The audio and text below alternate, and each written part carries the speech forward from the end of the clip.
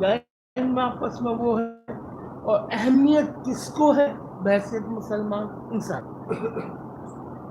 بحیثیت انسان کی بھی کیا تبدیل یہ ہے کہ دنیا جو ہے وہ عادت مائک لگائے نا، اور تدبیر جو ہے وہ اسباب سے ہے۔ جو اس تحت الاسباب ہو اس کے لیے تدبیر ہر حال میں ضروری ہے۔ تقدیر فوق الاسباب اور تدبیر تحت الاسباب۔ کسی کے نصیب میں تقدیر میں کفر لکھا ہے تو کافر ہی ہو کے مرے گا، کتنی بھی تدبیریں کرے، اور کسی کی تقدیر میں سعید ہو کے مرنا ہے تو وہ سعید ہی ہو کے مرے گا، چاہے کتنی بھی تدبیر کر لے۔ یہ ایک الگ ایک تقدیر مطلق اور ایک تقدیر معلق ہے۔ اب تقدیر مطلق جو ہے اس کو کوئی تدبیر نہیں بدلتی، وہ اپنی جگہ پر تمہیں مرنا ٹھہرا دیا، یہ تقدیر مطلق ہے۔ اب کون سی ایسی تدبیر ہے جو اس کو بچا لے؟ سبحان یہی بات ہے کہ اس کا حکم غالب ہے، اس کا عمل ہر چیز پر غالب ہے۔ وہ کیا ہے؟ وہ مطلق ہے، جس کو انسان کے بس کا کام نہیں ہے اس کو بدلنا۔ اب کسی جیسے کہ حضرت علی کرم اللہ وجہ کا ایک قول آپ نے فرمایا کہ آپ نے پوچھا کہ یعنی انسان کا اختیار کیا اور بندے کا اختیار کیا ہے اور اللہ کا اختیار کیا ہے، تو آپ نے فرمایا کہ تو کھڑا ہو جاؤ، وہ کھڑا ہو گیا۔ آپ نے فرمایا پیر اٹھا، اس نے اٹھا لیا۔ آپ نے فرمایا دوسرا بھی اٹھا، لیکن یہ تو نہیں اٹھا سکتا کیونکہ اس کو اٹھانے کے لیے یہ رکھنا پڑے گا۔ تو آپ نے فرمایا کہ یہ تیرا اختیار ہے جو تم نے اٹھا لیا، اور یہ رب کا اختیار ہے جو تم نے اٹھا سکتا۔ سبحان اللہ، سبحان اللہ، سبحان اللہ۔ یعنی 50-50 ہے۔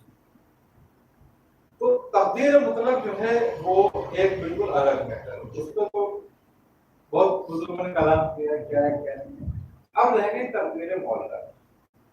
تقدیر معلق جو ہے وہ تمہاری اچھی تدبیروں کے ساتھ تبدیل ہوتی رہتی ہے۔ تقدیر معلق جو ہے وہ حدیث بھی ہے کہ اچھی حسن تدبیر اور اخلاص سے کی بھی دعا تقدیر کو بدل دیتی ہے۔ سبحان اللہ۔ یہ تقدیر معلق ہے۔ اب سرکار دو عالم صلی اللہ علیہ وسلم نے حضرت نورالدین شاہ ہندی جن کا نام رضا رکھا گیا تھا، ان کے لیے درازی عمر کی دعا فرمائی۔ دیکھنا آپ تقریباً 800 سال زندہ رہے۔ اللہ، لیکن موت تو آئی، یہ مطلق تھی، یہ معلق تھی کہ بڑھ گئی تھی۔ سبحان اللہ، سبحان اللہ، سبحان اللہ، برکت ہو، سبحان اللہ۔ تو تدبیر جو ہے بیسیکلی ہم مسلمانوں کی کمزوری رہی ہے کہ ہم سارا کچھ نا اللہ کو تقدیر پہ ڈالتے ہیں، جبکہ ایسی بات نہیں ہے۔ جو اس نے تمہیں کتاب دی ہے، تمہاری طرف بھیجی ہے، کیا ہے؟ مکمل ضابطہ ہے، مکمل ذات ہے۔ وہ تمہیں دعا بھی سکھاتی ہے اور تمہیں تدبیریں بھی سکھاتی ہے۔ سبحان اللہ۔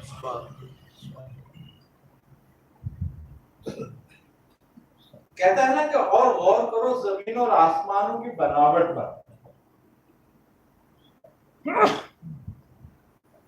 اگر تم زمین اور آسمانوں میں غور کرو گے تو تمہارے لیے اس میں نشانیاں ہیں۔ تو اس سے کیا مراد ہے؟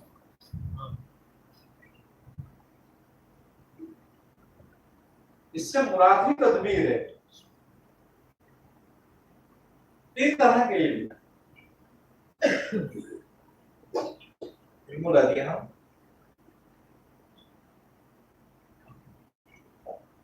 علم الابدان اور علم العلمیات، اور تینوں علم قرآن سے ثابت ہے۔ کہتا ہے نا کہ اور کچھ نہیں، خشکی اور کریم ہے جو کچھ قرآن میں ہے۔ ان کے سارے اعمال اور علم قرآن میں موجود ہے. حضرت شیخ سعدی رحمۃ اللہ علیہ فرماتے ہیں کہ تدبیر کے بغیر دعا کرنا بے وقوفی ہے، اور تدبیر کے بعد دعا نہ کرنا تکبر. اللہ اکبر، سبحان سبحان. تو اس کا مطلب یہ ہے کہ ہمارے لیے سب سے پہلی جو ترجیح ہے وہ تدبیر ہے. دیکھو اللہ تعالیٰ نے مخلوق کے دو حصے دیے.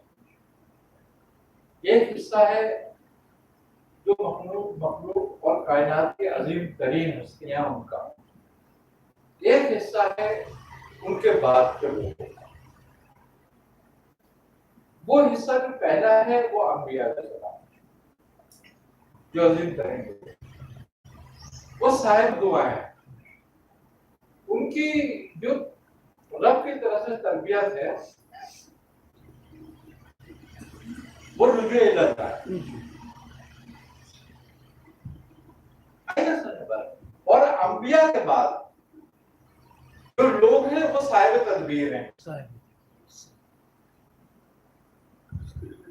وہ پہلے دعا کرتے ہیں پھر تدبیر کرتے ہیں. جب وہ دعا کرتے ہیں تو پھر تدبیر کی ہدایت ہوتی ہے تو تدبیر کرتے ہیں. سبحان سبحان. ٹھیک ہے، کیونکہ ان کا جو معاملہ ہے ان کے رب کے ساتھ ملا ہوا ہے اور ان کو ہدایت وہاں سے ہوتی ہے، اس لیے ان کا تعلق تو ہو رہا. لیکن عام لوگوں کا تعلق جو ہے وہ تدبیر سے ہے، وہ صاحب تدبیر ہے. یہ پہلے تدبیر کریں پھر دعا کریں. سبحان. اچھا، یہ درس تو اسلام کا ہے،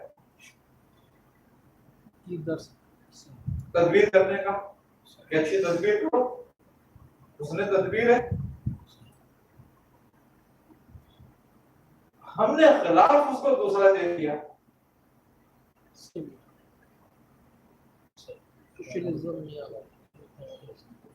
سوشلزم کے معنی کیا ہے؟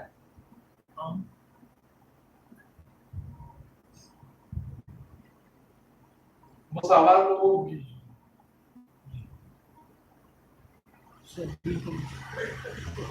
اسلام سے زیادہ کس نے دی؟ سبحان اللہ سبحان اللہ سبحان اللہ. اسلام کا تو درس ہی ہے یہ. خالی اسلام جو ہوتا ہے نبی کریم صلی اللہ علیہ وسلم کی حدیث مبارکہ ہے کہ اور جو کچھ تم اپنے لیے پسند نہیں کرتے ہو وہ اپنے بھائی کے بھی پسند نہ کرو.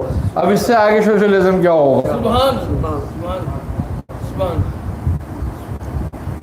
دنیا کے مذاہب نے جو سوشلزم دیا ہے وہ صرف زبانی ہے، جب عمل آتا ہے تو وہ اس سے مکر جاتے ہیں.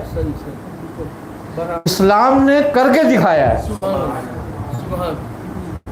اسلام اس کے عمل کا درس دیتا ہے اور عمل کیا اسلام نے. ایک پتھر راستے میں پڑا ہوا ہے، اس پر تمہیں کتنی نیکی ہیں ہٹانے پر؟ بس ہیں. اب وہ راستے سے سارے مسلمان گزر رہے ہیں سارے کے، یا سارے کافر گزر رہے ہیں، یا سارے مومن گزر رہے ہیں؟ کون گزر رہا ہے؟ ہر آدمی گزر رہا ہے وہاں سے. کافر بھی گزر رہا ہے، مومن بھی گزر رہا ہے. تو اسلام تو کافر کا اپنے دشمن کے لیے بھی نہیں چاہتا کہ اس کو تکلیف ہو. تو اس سے زیادہ سوشلزم کیا ہوگا؟ کافروں کا سوشلزم تو یہ سکھاتا ہے کہ ہماری نسل باقی رہے، باقی کوئی نسل باقی نہ رہے. وہ ان کے ساتھ سوشلزم رکھتے ہیں. اگر آپ یہ سوشلزم کی بات کرتے ہیں تو آج مسلمانوں پہ ظلم پہ کیوں خاموش رہتے ہیں؟ اور ایک کسی کافر پہ کوئی ظلم ہو جائے ساری کفر کی طاقتیں کھڑی ہو جاتی ہیں ایک ظلم آدمی پہ ظلم ہونے پر. اور ظلم بھی نہیں ہو رہا ہوتا، وہ اپنی کی بھگت رہا ہوتا ہے، لیکن اس کے پیچھے کھڑے ہو جاتے ہیں. تو کون سا سوشلزم؟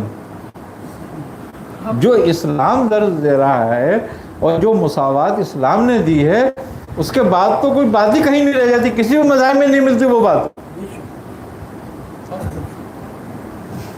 اسلام نے تو خوبی کی بات یہ ہے کہ اتنا زیادہ خیال کیا ہے کہ اسلام کہتا ہے کہ کافر اگر کفر سے مر جائے تو وہ ذمہ دار. اگر بھوک سے مر جائے تو تو ذمہ دار.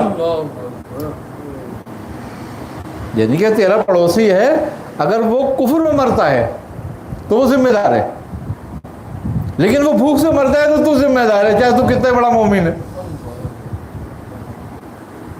اسلام سے آگے کون سا سوشلزم ہے؟ بات مگر یہ ہے کہ چونکہ اسلام سے خوف زدہ تھے، اسلام کے سوشلزم سے خوف زدہ تھے، تو اسلام کی جو انہوں نے چہرہ لوگوں کے سامنے بیان کیا نا، لے کر آئے، وہ بڑا بھیانک چہرہ لے کر آئے.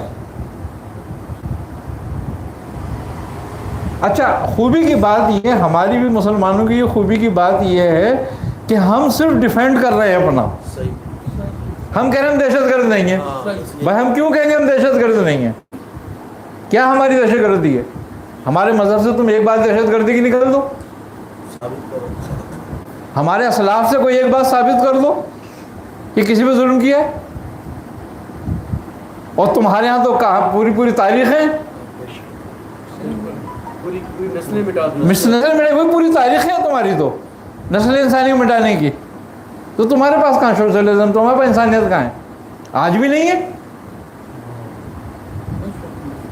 بھائی اگر کشمیر میں مثال کے طور پر ظلم ہو رہا ہے، 45 روز سے پتہ نہیں کتنے لوگ بھوک سے مر گئے، بچے مر گئے ہوں دواؤں سے، بیماری سے، کوئی اٹھا آج تک؟ سب باتیں کر رہے ہیں خالی.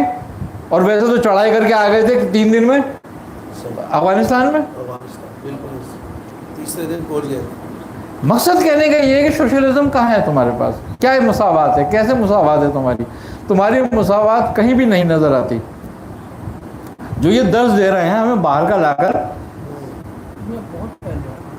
تو اسلام میں اگر کم حقوق ہیں، اسلام میں کم مساوات ہے، عورت یورپ عورت کو بیچ کر کاروبار کر رہا ہے.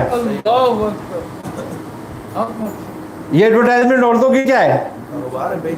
عورتوں کو بیچ کے کاروبار کر کے کما رہے ہیں پیسہ. اسلام نے بتاؤ کہاں درس دیا اس کا؟ اسلام نے جتنی عزت عورت کو دی ہے کسی مذاہب میں نہیں ملتی. روشن خیالی کے نام پر، سوشلزم کے نام پر جو بے حیائی بے غیرتی لادھی ہوئی ہے. اچھا، مزے کی بات یہ کہ اپنی ماں بہنوں کے لیے وہ بات برداشت نہیں ہے، لیکن دوسروں کو سبق دے رہے ہیں.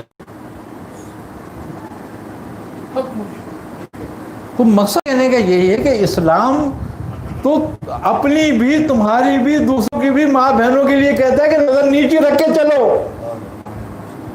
بازار میں حکم ہے کہ نظر نیچے رکھ کے چلو، کر کے چلو. بازار میں تو کافر کی بھی عورت گھوم رہی ہے اور مسلمان کی بھی گھوم رہی ہے.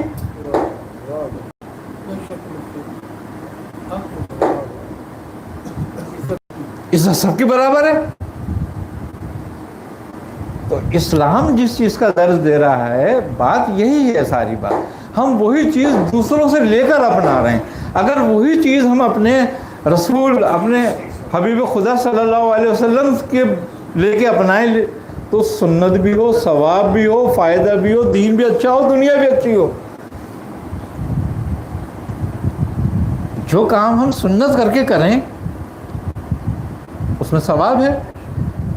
لیکن اگر ہم یہ کہیں کہ بھئی فلاں کا کال ہے یہ ایسا کرو، تو تکلیف تو تم نے اس کی کری نا، سنت ضائع کری، جبکہ وہ خود وہیں سے تکلیف لے کے آیا ہے. بات صرف یہی ہے کہ اخلاقیات کا، اس کا مطلب یہ ہے کہ اسلام میں اخلاقیات نہیں ہیں. تو یہی بتا رہے ہو نا کہ اسلام میں کوئی اخلاقیات نہیں ہے، جبکہ اسلام پوری کتاب 3 ہی حصوں پر تو ہے. ایک حصہ عقیدے کا ہے، ایک حصہ احکام کا، اور ایک حصہ خدمت خلق اخلاق کا ہے. قرآن کی چاہتا کیا ہے؟ قرآن اللہ کی عبادت، اس کے حق کے مطابق، رسول خدا صلی اللہ علیہ وسلم کی اطاعت اور ان پر ایمان ان کے حق کے مطابق، اور خدمت خلق اپنی طاقت کے مطابق. سبحان اللہ، سبحان اللہ. اسلام نے اور کیا بتایا؟ تیسری بات، چوتھی بات،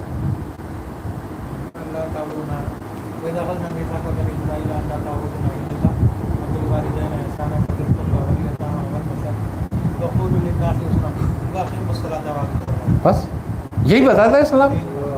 3 چیزوں کا درس دے رہا ہے، چوتھی کون سی چیز ہے؟ اب اس سے زیادہ کیا ہے؟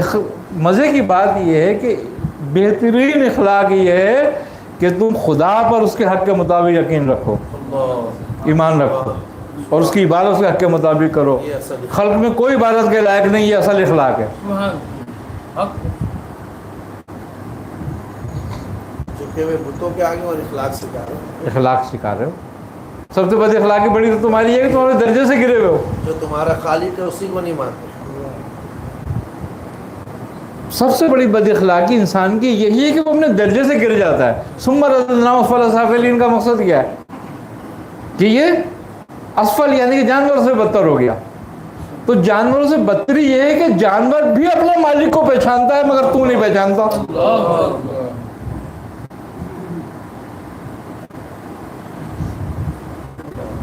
تو کون ہمیں اخلاق سکھا رہا ہے؟ وہ جو خود اخلاق سے گرا ہوا ہے۔ اصل اخلاق تو اپنے مالک کو پہچاننا ہے پہلے تو، اور جو کچھ قرآن میں آیا ہے، جو کچھ سرکار عالم صلی اللہ علیہ وسلم کی سنت سے ملتا ہے، اللہ تبارک و تعالیٰ آپ کے بارے میں فرماتا ہے نا کہ قرآن کیا ہے؟ آپ کا اخلاق۔ کس نے حضرت عائشہ صدیقہ رضی اللہ تعالیٰ عنہ سے سوال کیا نا کہ سرکار عالم کا اخلاق کیسا تھا؟ آپ نے اس کو کیا جواب دیا؟ کیا تو نے قرآن نہیں پڑھا؟ اللہ کہہ رہا ہے کہ ہم نے آپ کی حیات مبارکہ کو اخلاق کے کمال پر پہنچا دیا ہے۔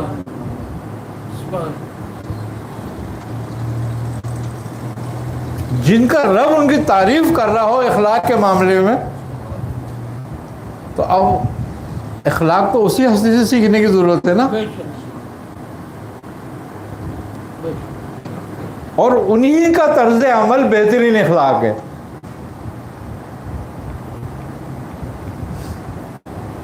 اب بات کیا ہے کہ بات وہی کر رہے ہیں جو حدیث میں ہے، جو قرآن میں ہے، جو سنت میں ہے، مگر بغیر سرکار عالم سے ان کو ان کا نام نکال کے چاہتے ہیں بات کرنا۔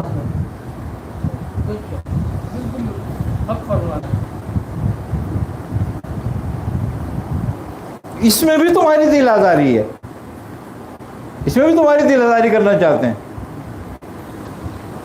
اخلاق یا سوشلزم کوئی ہی چیز نہیں ہے اگر عقیدہ اور ایمان درست نہ ہو،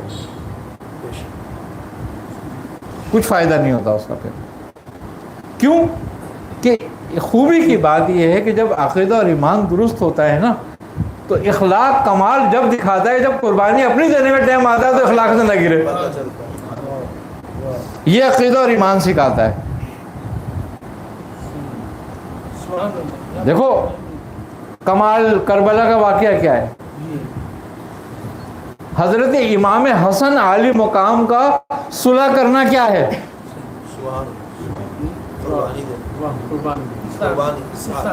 لوگ تو ایک کرسی کے لیے اپنی جان دے دیتے ہیں، آپ نے کتنی بڑی سلطنت اخلاق کی وجہ سے چھوڑ دی تھی کہ مسلمانوں کا خون نہ بہے۔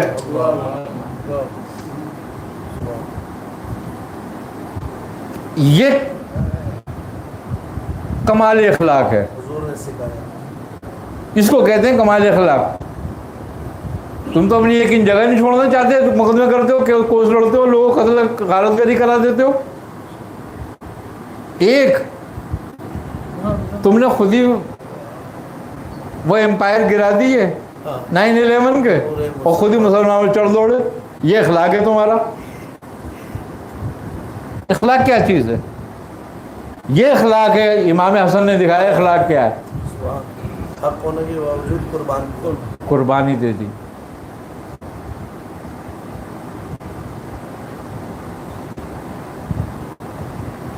اخلاق یہ سکھایا کہ جب دین پہ بات آئی تو اپنا پورا گھر شہید کرا دیا۔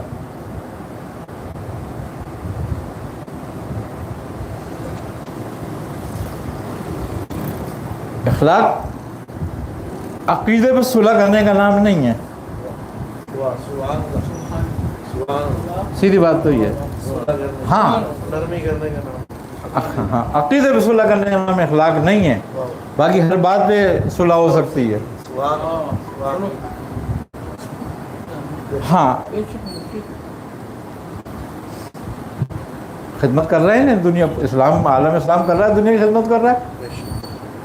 لیکن تم یہ چاہتے ہو کہ اخلاق تم ہمیں یہ درج دیتے ہو کہ تم اپنا عقیدہ چھوڑ دو. مقصد یہ کہ عقیدے سے گر جاؤ تو اخلاق والے ہو تم. تم چاہے شعار اسلام کے خلاف بولتے رہو، ہم چپ رہے ہیں تو ہم چپ رہے ہیں، ہم اخلاق والے ہیں. ہم کیسے اخلاق والے ہو سکتے ہیں پھر؟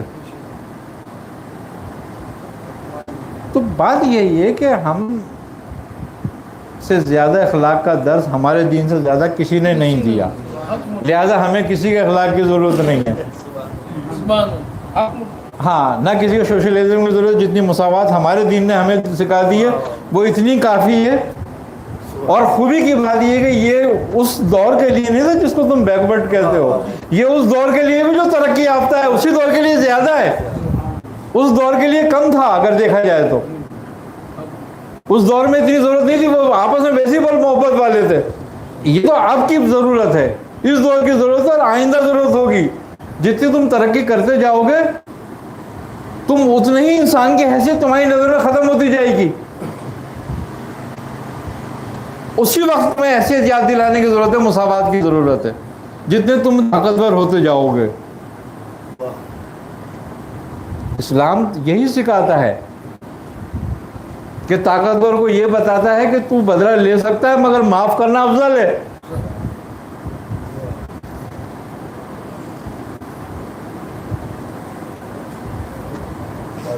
اسلام ہمیں یہ سکھاتا ہے کہ امپائر نہ بڑھاؤ، دسترخوان بڑھاؤ. اس سے زیادہ کیا بات ہوگی؟ تم تو امپائر بنا رہے ہو، وہ تو ہمارے دسترخوان بڑھانے کا درد دے رہا ہے. کہتے ہیں اپنی سبیل فصیل نہ بڑھاؤ بلکہ دسترخوان کی سبیل بڑھاؤ. تو تم ہمیں کیا درد دو گے دین کا، اسلام مساوات کا؟ ہمارے جو درد دے گا ایک بہت ہے، وہ ہمارے لیے اگر ہم اس پہ عمل کر لیں تو پوری دنیا امن میں آ جائے. لیکن ہم اس سے تو فارغ ہیں بالکل. خوبی کی بات یہ ہے کہ مسلمانوں کی بھی ایک کمی ہے تھوڑی سی، یہ کہ یہ اپنے اسلاف کو بھول گئے ہیں. بولتے نہیں ہیں، بڑے بڑے بیٹھے ہوتے ہیں، اپنے اسلاف کو بھول رہے ہیں. گاندھی کہتا ہے کہ طرز حکومت کے لیے اگر میں کسی کی مثال دوں تو وہ کرشن اور رام کی نہیں ہو سکتی. میں مثال دوں گا حضرت عمر کی. اب بولو تم کیا ہے؟ پھر تمہیں کسی اور کی مساوات کی ضرورت ہے یا کسی اور سے درس لینے کی ضرورت ہے؟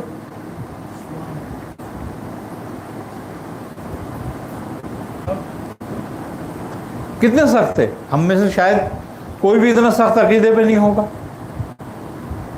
جتنے سخت آپ تھے.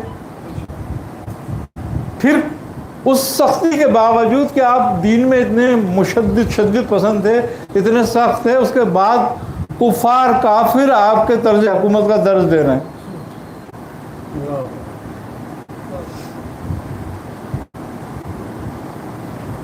کیونکہ لوگوں کے ساتھ انصاف کیا.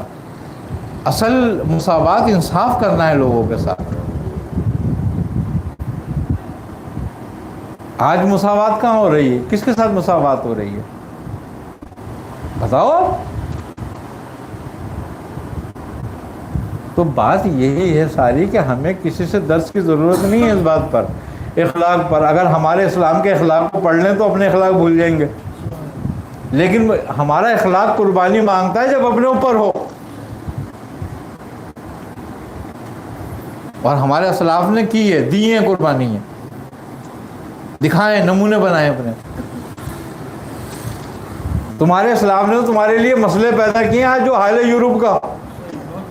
ہمارے اسلاف تو مثال ہیں.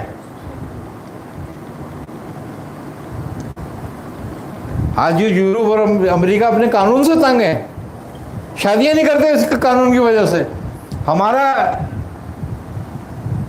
دین تو پہلے شادی سکھاتا ہے، نکاح سکھاتا ہے کہ پہلے نکاح کرو اگر تم صاحب استطاعت ہو تو. اور تمہارے یہاں کیا سکھایا جاتا ہے؟ کہ قانون تم نے اتنے سخت بنا دیے لوگ نکاح کرنے کے لیے تیار نہیں ہوتے, ساری عمر ویسے گزارتے ہیں. تو بات یہ ہے کہ جس کے پاس حیا ہوگی نا اس کے پاس اخلاق ہوگا. اب بتا دو حیا کس کے پاس ہے؟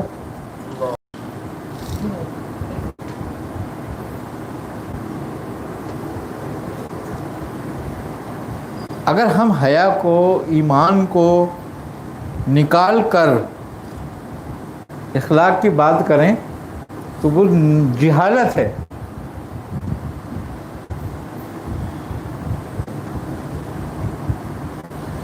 یہ چاہتے یہ ہے کہ تم حیا کو اور ایمان کو نکال کر اخلاق کی بات کرو, یعنی کہ جس میں تمہیں حیا نہ ہو, ایمان نہ ہو, وہ صاحب اخلاق ہے ان کی نظر میں, وہ اخلاق والا ہے. تو کون سے اخلاق کی بات کرتے ہیں؟ ہمیں کسی سے اخلاق لینے کی ضرورت نہیں ہے. ہمارے دین نے جتنا ہمیں اخلاق کا درس دیا ہے سارے ارکان ملا کے دیکھ لیے جائیں تو اتنا نہیں ملے گا. سیدھی بات ہے.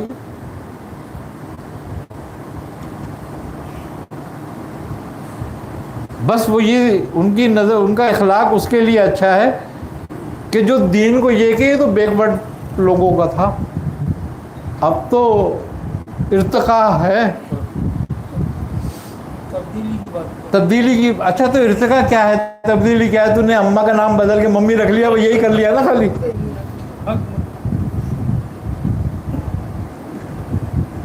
اور ابا کا نام بدل کے ڈیڈی کر دیا,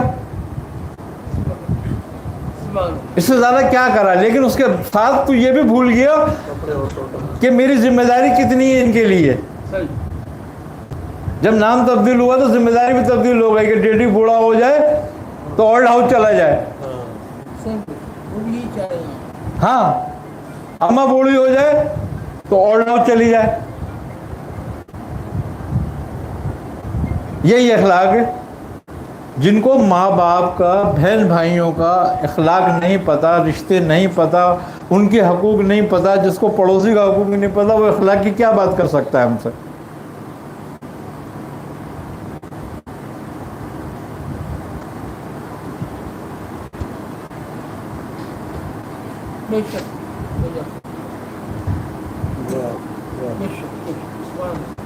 تو بات یہی ہے کہ پہلے عقیدہ درست کرو, پہلے اپنا ایمان درست کرو, اپنے آپ میں حیا پیدا کرو, پھر اخلاق کی بات کرو. اچھا مصطفیٰ, جو آپ نے بیان فرمایا اس تناظر میں جو ہم جیسے لوگ ہیں, جیسے کانفرنس سے بھی یہ بات ہوئی ہے, تو وہاں جیسے اکثر لوگ بیٹھے ہوتے ہیں اس موضوع پہ بات نہیں کرتے ہیں نا کہ اس کو جواب دیں. تو اب ہمیں کیا کریں, تو خاموش رہیں یا وہاں سے ہٹ جائیں, یا کیونکہ وہ کہتے ہیں جو سن رہے ہیں یہ جا کر اپنے بچوں پہ اس کو امپلیمنٹ کریں, ان کو اس کو جیسے مسابقات کے نہیں تو پہلے شیخ سعدی, شیخ رازی کی ہمارے پاس مل گئی تھی روایت ہے نا سیکھنے کے لیے کتاب. میاں اب ایسی کتابیں آ گئی ہیں جس میں معذرہ جانوروں سے تجویز دے کے ان کو باتیں کیا جا رہا ہے, چنو یہ وہ نا. اب وہ بچوں پہ ظاہر بات ہے. اصل میں مقصد یہ ہے کہ یہ ساری چیزیں اسی لیے دی جا رہی ہیں آپ کو, آپ کے بچوں پہ جو اثر ہے. اچھا اب مزے کی بات یہ ہے کہ آپ کو ان کی تعلیم کی ویسے ضرورت تو ہے نہیں, اور کیوں نہیں ہے کہ آپ کے بچوں کے ہاتھ میں موبائل آ چکا ہے. اب آپ کو بچوں کو آن کے کچھ بتانے کی ضرورت نہیں ہے. بچوں کے لیے انہوں نے ایسے کارٹون بنا دیے ہیں اور ترتیب دے دی ہیں ایسے کہ وہ خود ہی سیکھ رہے ہیں سب کچھ ان سے.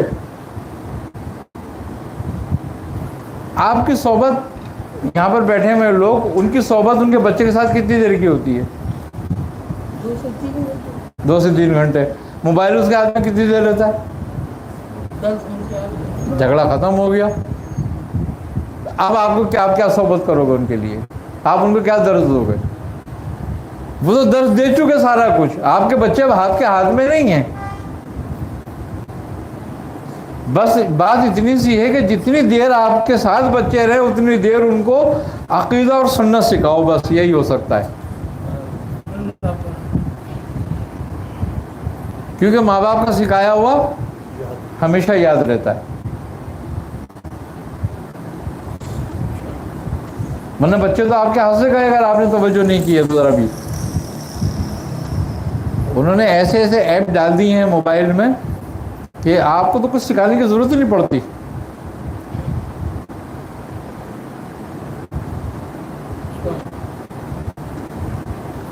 اور سب سے بڑی بات یہ ہے کہ 5 سال سے پہلے تو اسکول میں بچوں کو بھیجنا بھی نہیں چاہیے. پیدائش سے پہلے نام نکالا. وجہ یہ ہے کہ وہ خرید رہے ہیں آپ سے اور پیسے بھی آپ دے رہے ہو ان کو. مزے کی بات یہ ہے وہ آپ کی نسلیں خرید رہے ہیں آپ سے. اچھا پاکستان کا لا کیا ہے, قانون کیا ہے؟ پاکستان کا قانون ہے کہ 5 سال سے پہلے داخل نہیں کرا سکتا ہے اسکول میں بچوں کو. یہ پاکستان کا قانون ہے. یہ جو مونٹوسری کھلی ہوئی ہے سب غیر قانونی ہے یہ. لیکن ہمارے پاس امپلیمنٹ نہیں ہے نا. اور انگریزوں کے نقش قدم پہ چلنے کا شوق. انگریز بھی نہیں کراتے. انگریز کب کرا رہے ہیں؟ انگریز 7 سال سے پہلے نہیں کراتے. انگریزوں کے ہاں تو اب 7 سال کا قانون آ رہا ہے, پہلے 5 سال کا تھا.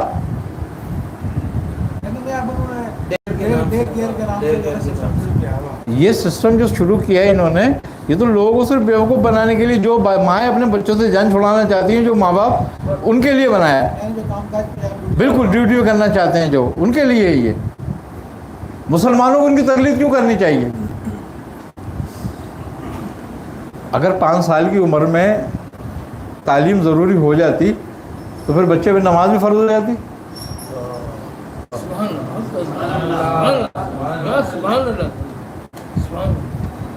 اللہ تعالیٰ حکمت جانتا ہے نا انسان کی, فطرت سے واقف ہے نا کہ اس کو کتنی برس کی عمر میں چاہیے. بات یہی ہے کہ ہم نے اپنی فطرت کو چھوڑ دیا, ہم دوسروں کی تکلیف میں لگ گئے.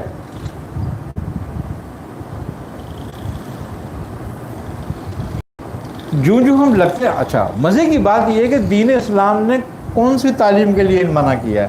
کسی تعلیم کے لیے انکار کیا کہ بھئی یہ تعلیم نہیں حاصل کرو؟ اسلامی تو بتاتا ہے علم الادیان, علم الابدان اور علم الارضیان, اور قرآن بھی تو بتا رہا ہے سارے علم. تو جب قرآن سارے علم دے رہا ہے تو سمجھ رہے مسلمانوں کون سے علم سے منع کرے گا؟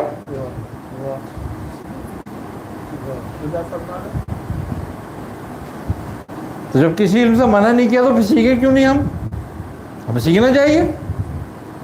لیکن ہمیں بچوں کو اتنا دین بھی ضرور سکھا دینا چاہیے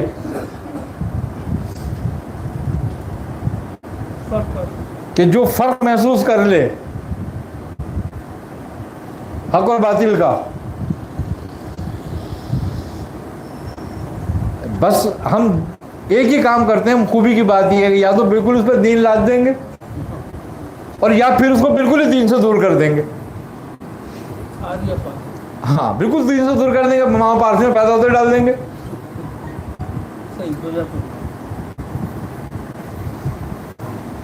مقصد یہ کہ بنیادی دین کی جو باتیں ہیں, بنیادی جو دین ہے وہ بچوں کو آنا چاہیے, اس کی معلومات اس کو ہونی چاہیے تاکہ وہ اچھی برائی, اچھائی برائی, حق باطل میں فرق کر لے. علم الادیان اتنا ضرور چاہیے سب کے لیے. اب علم نجوم منع کیا گیا ہے نا سیکھنے کو, لیکن اتنا علم نجوم ضرور چاہیے کہ تمہیں نمازوں کا وقت یاد پتہ رہے کہ کب نماز قضا ہوتی ہے, کب رہتی ہے. اب تو گھڑی آ گئی ہیں, گھڑیوں سے دیکھ لیتے ہو نا ٹائم, وقت جو ہے یہ بھی علم نجوم ہے. وقت کا تعین کرنا بھی علم نجوم ہے. اب تمہیں اس سے منع کیا گیا کہ ستاروں کے پیچھے پڑ جاؤ تم ہاتھ دھو کے, کہ تم اس سے پھر احکام لگانے لگو, تو کافر ہے, تو مر جائے گا, تو زندہ رہے گا, تو یہ ہو گیا, تو وہ ہو جائے گا. اس سے حکم لگانے لگو تاکہ تم پوری طرح اس میں گم نہ ہو جاؤ, کہ پھر تمہارا اللہ اور اس کے رسول صلی اللہ علیہ وسلم کی طرف سے تمہارا ذہن ہٹ جائے اور تم سارے ستاروں ہی کو پھر نیکی اور برائی کا سبب جاننے لگو. اسی کے بارے میں کہا ہے کہ کافر کی یہ پہچان کہ وہ افلاک میں گم ہے, اور مومن کی یہ پہچان کہ گم اس میں ہے آفاق. تو بات یہی ہے کہ ہمیں جتنا جیسے کہ علم نجوم کی ضرورت ہے کہ بھئی ہمیں وقت کا تعین ہو سکے، اگر گھڑی نہ ہو تو کیسے پتہ چلے ظہر کب تک ہے، عصر کب شروع ہو رہی ہے، یہ علم نجوم ہے۔ اسی طرح جہاز رانی ہوتی تھی، وہ ستاروں سے دیکھتے تھے اور راحت اس کی لیتے تھے، یہ علم نجوم ہی ہے، لیکن اتنا ضرور سب کو سکھایا جاتا تھا۔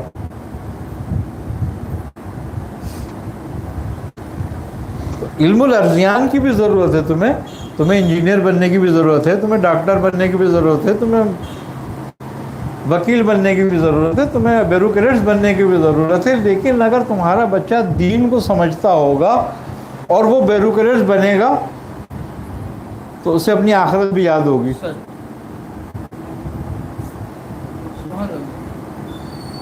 اسے یہ بھی ہوگا کہ مجھے مر کے جانا ہے اور رب کو منہ دکھانا ہے۔ تو برائی معاشرے میں اگر کم کرنا چاہتے ہو تو اپنے بچوں کو دین سکھاؤ، اتنا کہ وہ اچھائی برائی میں تمیز کر لیں۔ اور اسلام کے سوشلزم پر عمل کریں۔ بالکل اسلام کے سوشلزم سے بات، اور کوئی سوشلزم ہے بھی نہیں۔ یہ سارا جتنا نکال کے لا رہے ہیں نا، سارا وہیں سے نکال کے لا رہے ہیں کچھ نہ کچھ۔ یہ زبردستی تھوپ رہے ہیں، لیبل اپنا لگایا ہوگا، لیبل ہے۔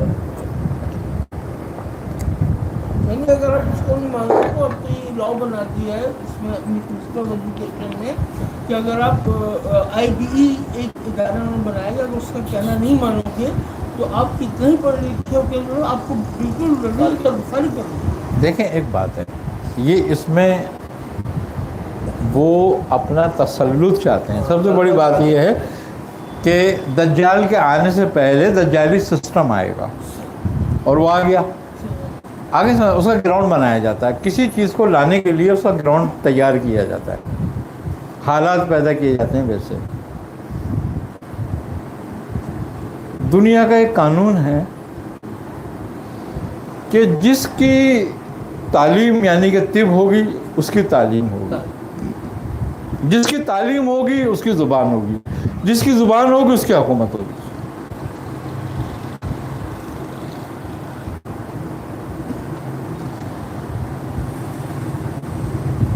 ختم بات ہو گئی۔ آپ کے بادشاہوں نے، آپ کے حکمرانوں نے اس بات کو نہ سوچا نہ سمجھا۔ جب وہ اس کو جانتے نہیں تھے، اس کو سمجھی بوجھ نہیں تھی ان کو اس چیزوں کی، تو اس کا مطلب کیا ہوا کہ تباہی آئی۔ بہت زبردست آئی ہے۔ آج یہ بتاؤ کہ جن کی اصل زبان انگریزی ہے وہ کتنے لوگ ہیں؟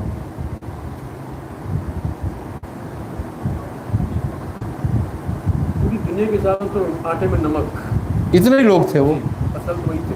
اور انہوں نے پوری دنیا پہ قبضہ کیا اور پوری دنیا میں رائج کر دی، اپنی طب بھی، اپنی زبان بھی، اپنی تعلیم بھی۔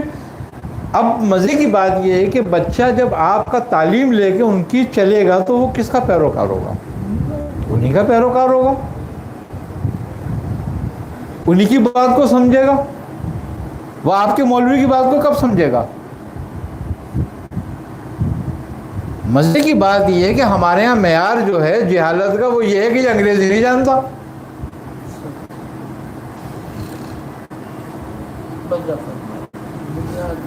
ہمارے معیار تو یہی ہے نا، ہمارے انگریزی جانتا ہو، اردو سے واقف نہ ہو، بھلے اس کو لکھنی نہ آتی ہو، پڑھنی نہ آتی ہو، کوئی بات نہیں، وہ قابل ہے، پڑھا لکھا ہے۔ اس کا مطلب یہ ہے تم نے تعلیم کا معیار کہاں لے کر گئے ہو؟ وہ ان کی کاوش ہے، یہ ان کی کوششوں سے ہوا ہے، آپ نے کوئی کوشش نہیں کری اس بات پر۔ آج تک آپ لڑ رہے ہو اس بات پہ کہ اردو زبان آپ کی قومی ہے یا نہیں ہے، 70 سال تک بھی، جبکہ تمہاری اپنی زبان تو اگر دیکھا جائے تو بیسکلی عربی ہونی چاہیے،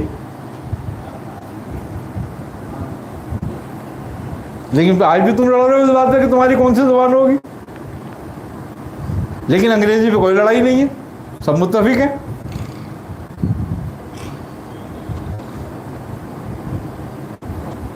اسی لیے انہوں نے تمہارے حکمرانوں کو اپنے ساتھ ملا کر کمزور کیا تمہیں.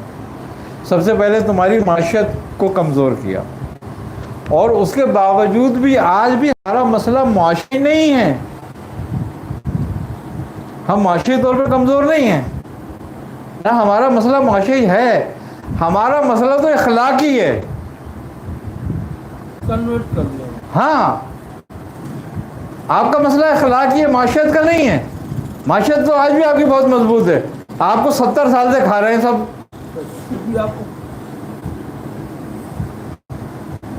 آپ کے حکمران تو کتنا لوٹ مار مچائی ہوئی ہے. دیکھو نا, ایک افسر کے گھر سے 8-8 کروڑ 60 کروڑ 70,000 کروڑ گاڑیاں نکل رہی ہیں, جس کی تنخواہ سالانہ 15 لاکھ روپے. تم مقصد کہنے کا یہ, تمہارا مطلب جو ہے نا معاشی نہیں ہے, اخلاقی ہے. تم دین کے اس اخلاق سے عاری ہو گئے ہو بالکل.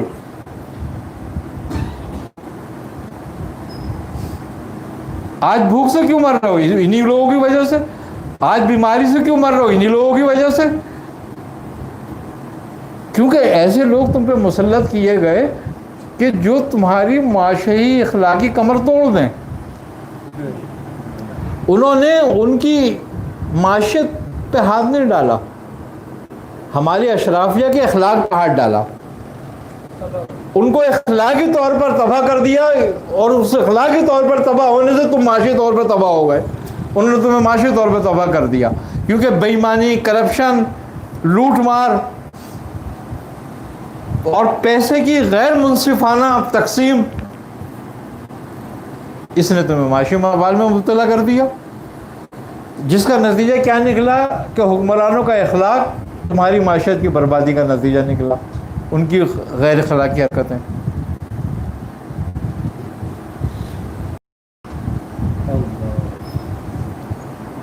تو آج ہم اب چونکہ ہم اگر معاشی طور پہ بدحال نہ ہوں تو پھر ہم پہ کوئی تسلط کیسے کر سکتا ہے؟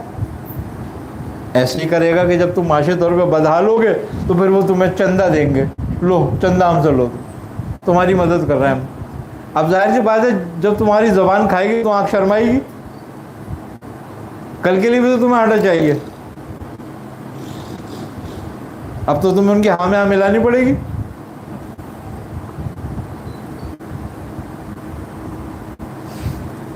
اسلام کیوں درد دیتا ہے عقیدے کا, احکام کا اور اخلاق کا؟ اسی لیے دیتا ہے کہ دیکھو حکمرانوں کا اخلاق قوم کی معاشی بدحالی ہوتی ہے, کہ ان کی بد اخلاقی ہماری بدحالی کا باعث بن گئی. ان کا خدا اور رسول کے احکام کو نہ ماننا ہماری تباہی کا باعث بن گئی.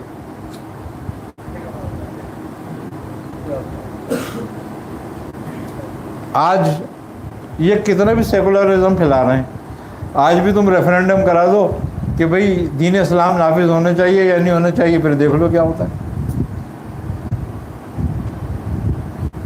ایک دفعہ ریفرینڈم ہوا, 98% ووٹ پڑا تھا اسلام کے نام پہ.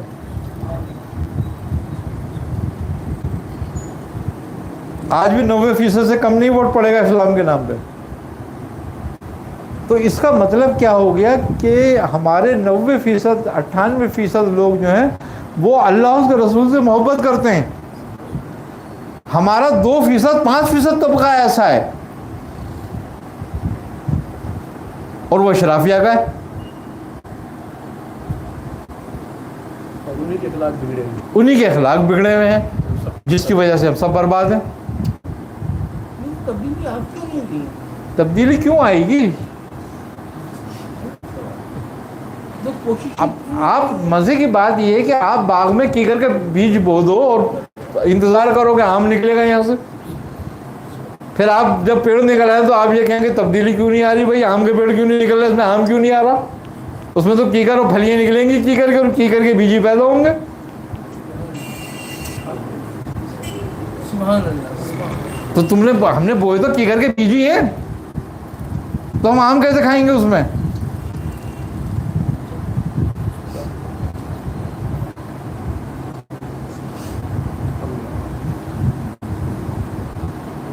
دیکھو بیت جمہوریت میں ایک بات ہے کہ ووٹنگ ہے نا, اس کی سب سے بڑی خرابی یہ ہے کہ اس میں کوئی صاحب رائے نہیں ہوتا.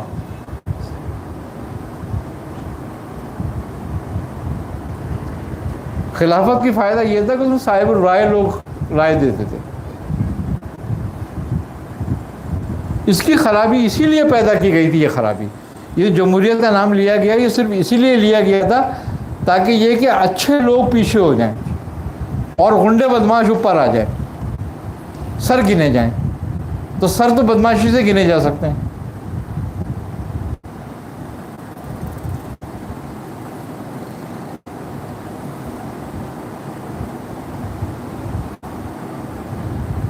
خوبی کی بات یہ ہے کہ سارا واقعہ ایسی بات پر تو ہے کہ کسی غیر اخلاق کے ساتھ نہ ہو. کیا بات ہے وہ کہ سرداد کے ناداد.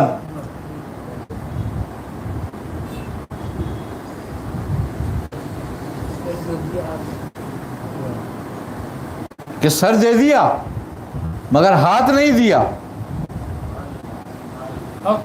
یزید بد اخلاقی تھا نا، بس عقیدہ ہو گیا تھا نا. تو درس دیا مسلمانوں کو. یہ صرف تم نیازیں پکاتے ہو، کھیر پکاتے ہو، بدیگے کرتے ہو، تم نے ان کی زندگی سے درس کیا لیا؟ اس کا مطلب ہے تم میں سے ایک بھی ماننے والا حسین کا نہیں ہے. کیونکہ اگر ماننے والے ہوتے تو سر دے دیتے، ہاتھ نہیں دیتے ان شیطانوں کو.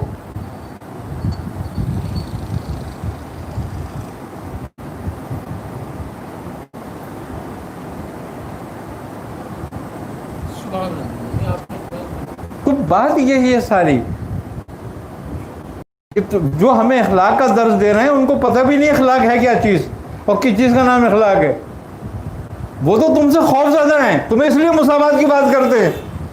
وہ جینا چاہتے ہیں، تم مرنا چاہتے ہو. وہ خوف زدہ ہو کہ تم سے یہ باتیں کرتے ہیں اسلام درس کی کہ تم مساوات کرو اور یہ کرو اور اخلاق پیدا کرو.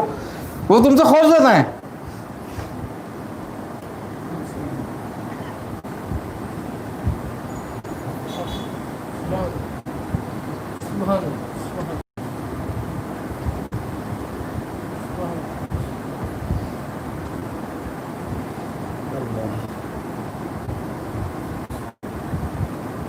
عقیدہ تو ہمیں سکھاتا ہی یہی ہے کہ جب تک جی حق کے ساتھ جی اور نہیں تو مر جا حق پہ.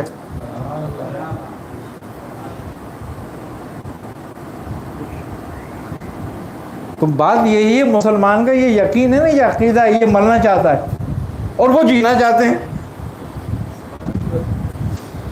تو اس لیے وہ تمہیں درد دیتے رہتے ہیں، تم سے خطرہ ہے ان کو،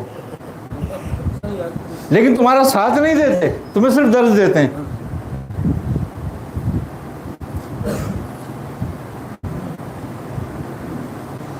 ظاہر سی بات ہے کہ کسی نے محل کھڑا کر لیا ہے تو وہ تو یہ چاہے گا نا کہ بس قیامت تک میں اس محل میں رہتا رہوں. اور جس کو بیچارے جو نان شکینہ سے پریشان ہے وہ تو کہتا ہے کہ چل یار کچھ بھی ہو حق کے ساتھ مر تو جاؤں. ہاں اس کا رہنا نہ رہنا ایک جیسا ہی ہے، وہاں گرم ہو جائے گا. ہاں.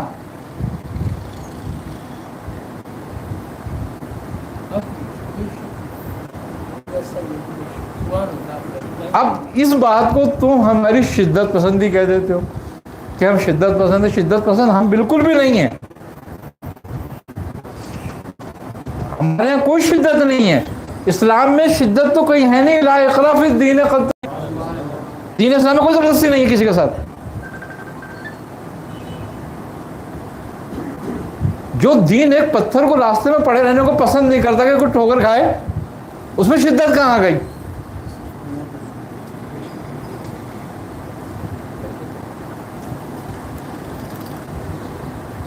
بس شدت پسند بھی یہ ہے کہ ہم حق کے نام پہ جان دینا چاہتے ہیں. حق کے ساتھ ہم جان دینا چاہتے ہیں، اس کو شدت پسندی سمجھتے ہیں. اسلام میں کہیں شدت پسندی بھی نہیں ہے.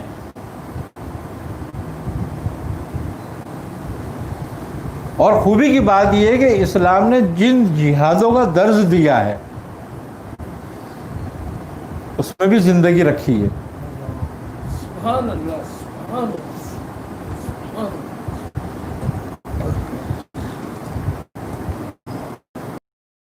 تو اللہ تبارک کسی بندے نے تو نہیں کہا آپ کو, آپ کا رب فرما رہا ہے آپ کے لیے کہ آپ جہانوں کے لیے رحمت رحمت ہیں, اور وہ جہاد کر رہے ہیں.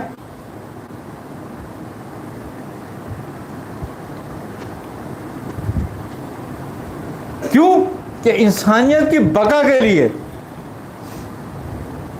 جہاد بھی ضروری ہے, انسانیت کی بقا کے لیے, لیکن وہ جہاد و فساد نہ ہو. انہوں نے ایسے گروہ کھڑے کرے جو منافقین کے گروہ ہیں, مسلمانوں کے گروہ نہیں تھے, لیکن ان کی چونکہ شہادت مسلمانوں کی تھی, ان کے طرز طریقے سامنے ظاہر میں مسلمانوں کے تھے, اور ان سے فساد کرایا جہاد کے نام پہ, بے گناہ لوگوں کو قتل کرایا, شہید کرایا, اور پھر اسلام کا چہرہ دکھایا, دیکھو یہ لوگ تو ایسے ہیں. ان کا اسلام سے کیا تعلق تھا؟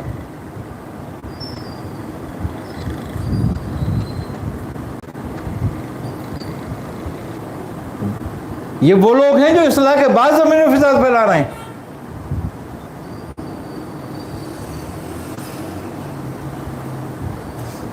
اصل جہاد تو تمہارا حق کے ساتھ رہنے کا ہے کہ حق کے ساتھ رہو. کسی کی گردن مارنے کا نام جہاد نہیں ہے, کسی کو قتل کر دینے کا نام جہاد نہیں ہے.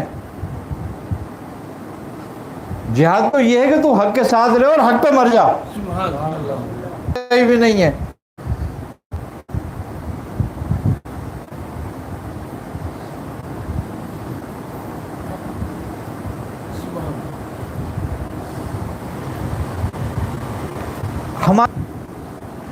اور کچھ لوگ ہم میں سے نکال کے ایسے کھڑے کرے کہ جنہوں نے اس کی ساری ڈیفینیشن کو تبدیل کر کے رکھ دیا, اور ان متبرک باتوں کو ہمارے لیے کلنک بنوا دیا ان کے اعمال سے, اور تھوپ ہمارے پہ دیا. ہمارے کسی بھی اسلام کے جہاد کی تم ایک بھی وہ بات بتا دو کہ کہیں ظلم ہوا ہو کسی ایک عورت پہ یا کسی بچے پہ.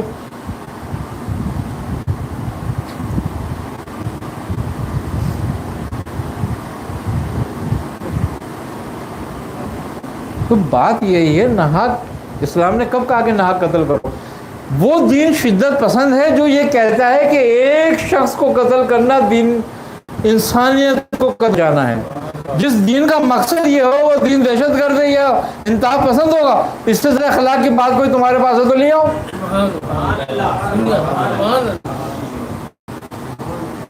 بھائی اس سے زیادہ اگر اخلاق کی بات تمہارے پاس ہے تو تم پیش کرو, لاؤ سامنے.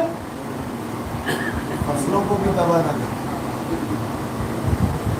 مقصد یہی کہنے کا انسانیت کے لیے ہے نا, کہ اگر تو اسلام سے زیادہ اخلاق تمہارے پاس کہیں ہے تو بتاؤ, لے کر آ جاؤ بھائی, دکھاؤ ہمیں. درد ہو نہیں تو اپنے پار رکھو, ہمارے اسلام پہ عمل کرو, اس کے اخلاق پہ عمل کرو. اور اللہ تعالیٰ ان کو دین کی تھوڑی سمجھ دے دے کہ یہ دین کی صحیح ڈیفینیشن اگر کر دیں گے تو سب کچھ صحیح ہو جائے گا. جس کے حق کر سکتا ہے, لیکن یہ بیچارے بے اختیار ہیں کیونکہ یہ پٹھو ہیں, ان کو حکومت سے پیار ہے, نہ اللہ سے نہ اللہ کے رسول سے. کیونکہ یہ اقتدار اس بات کو نہیں سمجھتے کہ اللہ کہتا ہے قل اللہم مالک الملک تؤتی الملک من تشاء. یہ اس بات کو سمجھتے ہیں کہ یہ کافر اختیار دیں گے ہمیں. اگر ان کی یہ بات سمجھ میں آ جائے تو جھگڑا ختم نہ ہو جائے. لیکن مسئلہ یہ ہے کہ اس دور میں نہیں آئے گی یہ سمجھ میں. اس کی وجہ یہ ہے کہ یہ دور دجال کے لانے کا دور ہے. تو جب دجال کے لانے کا دور ہوگا تو پوری دنیا میں حکومت دجالی قوتوں کی ہوگی, اور تمام اشرافیہ دجالی ہوگی. صرف تدابیر کا ثواب ملے گا, صرف باقی نظام وہی ہے. نظام بالکل رہے گا وہ.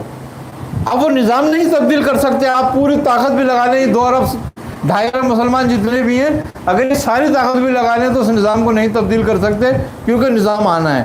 وہ تبدیل کرنے والا لکھا گیا وہ آئے گا. यानी ये कुदरत का सिस्टम। वो कुदरत का सिस्टम है ये। अब वो इस निज़ाम को तब्दील करने वाला तो अब आएगा आगे। इस निज़ाम में हक वाली क्या करें? जी। तो फिर शुरू का हाल है कि 2023 तक जो कहा जाता है इसके हवाले से, लेकिन इसमें ये बहुत बेहतरीन सबक बनेगा इस्लाम, वो बिल्कुल बनेगा, वीर ज़रूर करेगा, बिल्कुल करेगा, आगे सुनें बात। लेकिन अब की सारी तदबीरें बेसूद होंगी, तो ये करने वालों में शुमार हो जाए। बस बस बस बिल्कुल ऐसी बात होगी जैसे कि वो अब्बा बी की बात के वो चोच में पानी लेके जा रही थी नारे नमरूद को बुझाने के लिए, बुझी तो नहीं उससे। तो उससे आग तो नहीं बुझी मगर इब्राहिम के दोस्तों में शामिल हो गई। तो फिर कुछ लोग कहते हैं कि बोले यार अभी तो ये फैसला हो चुका है कि जितना ज़माना बाद चला जाएगा उसको क्यों बढ़ता चला जाएगा, ये तो ज़माना बाद चला जाएगा उसको क्यों बढ़ता चला जाएगा, ये तो होना है अल्लाह की तरफ से, पर अब चुप होकर बैठ जाते। बिल्कुल नहीं, अब तुम्हारे जिहाद का टाइम है। सुभान अल्लाह। हक को जो आपने यानी तदबीर- फरमाया, हाँ। मरने के लिए तैयार। वत्तवासो बिल हक वत्तवासो बिस सब्र, फिर ये आयत कहाँ चली जाती है? हक के साथ हाँ, अब तो टाइम है तुम्हारा देखने का कि तुम कितना हक के साथ हो। डंडे का और तलवार का नहीं है, अब तुम्हारा जिहाद का लम का है। हमें जब पता तो इसमें नहीं आ गया कि तो खुद अपने आप को हलाकत में डालने वाली बात है, हमें पता है कि वो कोई हलाकत नहीं है, हक के साथ खड़ो ना। इमाम हुसैन क्यों आए थे चल के? अगर इमाम हुसैन को ये बात थी ना, आपको नहीं पता था कि मैं हलाकत में डाल रहा हूँ अपने आप को, तो फौज लेके आनी चाहिए थी। बात ये नहीं है।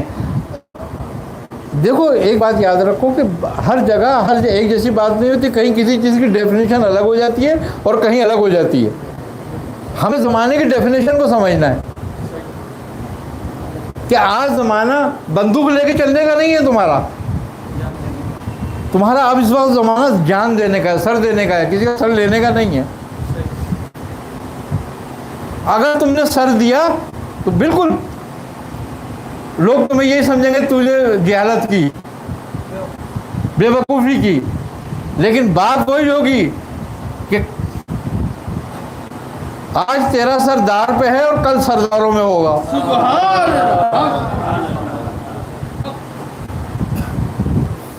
आज तुम्हारा हक के साथ खड़ा होना यह है कि तुम हक की बात करते रहो, कहते रहो, लिखते रहो। आज तुम्हारा मकसद वो नहीं है कि तुम तलवार लेके जाओ, आज तुम्हारा वक्त वो नहीं है कि तुम बंदूक उठा के लेके जाओ, आज तुम्हारा वक्त वो नहीं कि तुम बंदूक बम बांध के जाओ। ऐसा कोई वक्त आज नहीं है।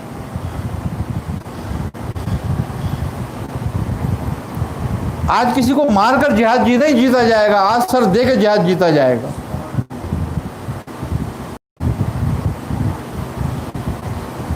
हर दौर ऐसा नहीं होता, ये दौर गर्दन देने में गर्दन देने का होता है।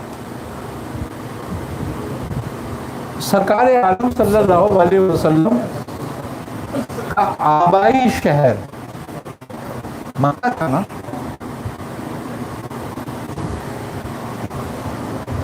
क्यों शहर छोड़ना पड़ा था? हक के लिए ना। क्यों? कि उस वक्त इस्लाम इतना ताकतवर नहीं था। छोड़ दिया। सुलह हदीबिया क्यों करनी पड़ी थी? बात ये नहीं है, जमाने की डेफिनेशन बदल, वक्त नहीं था। गलबे का वक्त नहीं था। तो यही हिकमत कहलाती है कि हिकमत हर दौर में बदलती है। इस्लाम नहीं बदलता, इस्लाम की हिकमतें बदलती हैं कि इस्लाम को कायम रखने के लिए कैसे हिकमतों की ज़रूरत होगी। कल सब ये कह रहे थे ना हुसैन को कि तुम क्यों जा रहे हो अकेले, वो तुम्हें शहीद कर देगा। आपको भी मालूम था कि शहीद कर देगा, आप गए ना शहीद होने के लिए। उस वक्त तो ये हुआ, लेकिन उसका इंतजार कितने दिन का था? हुसैन का इंतजार कितने दिन का? क़यामत में भी होगा, क़यामत में भी कायम होगा, क़यामत भी कायम होगा। वो हुकूमत भी होगी। हाँ, देखो ये है हक के साथ खड़े होने पर सूरह कौसर की तफसीर कि इन्ना शानिया का हुआ लफ्ज़र। कसरत किसको मिली? हुसैन को। اور ان شانی کا اول میں یزید آیا. کتنے بیٹے تھے اس کے؟ یزید کے 15 بیٹے تھے اور 5 بیٹیاں تھیں. ایک بھی نسل نہیں چلی ایک کی بھی. ایک بھی نسل نہیں چلی ایک کی بھی. ایک سے بھی نسل نہیں چلی, ایک بچہ بھی کسی کے نہیں ہوا پیدا. اب بولو تم کیا کہہ رہے ہیں نشانی کا, کہہ رہے ہیں نشانی کا اول اب تک.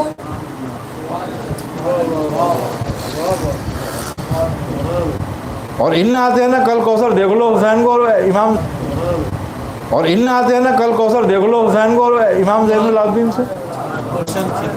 آج سادات کتنے. تو بات یہی ہے کہ حق کی کیا بات نہیں اہل بیت گزرا نا ایسا وقت بھی.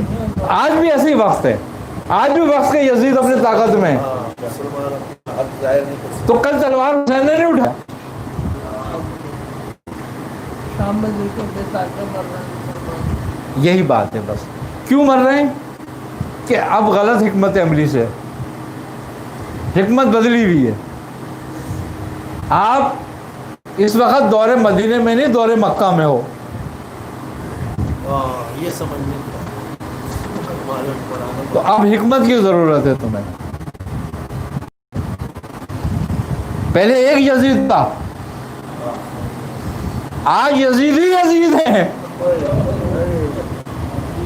اور با اختیار ہیں, طاقت میں ہیں. آج بھی حسینیت مظلومیت میں ہے. ہمارے لوگوں کو تدبر اور حکمت سے اس وقت حق قربانی مانگ رہا ہوتا ہے. ہمارے ملک میں سارے امر بن صاحب بنے ہوئے, بالکل ویسے ہی بنے ہوئے. اسی گورنر, بالکل بالکل سب کچھ وہی ڈیفینیشن ہے, کہیں کچھ نہیں ہے. ہاں ڈنڈے والے, نہ تلوار والے, نہ بندوق والے, اور نہ ہی بم والے, بلکہ قلم والے جہاد کی ضرورت ہے.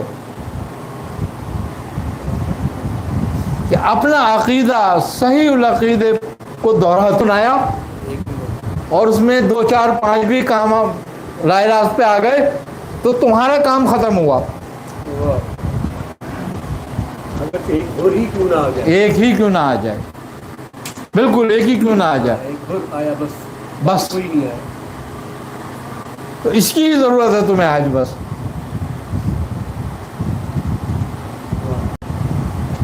ہمیشہ یاد رکھو جہاد کبھی غلبے کے لیے نہیں کیا جاتا.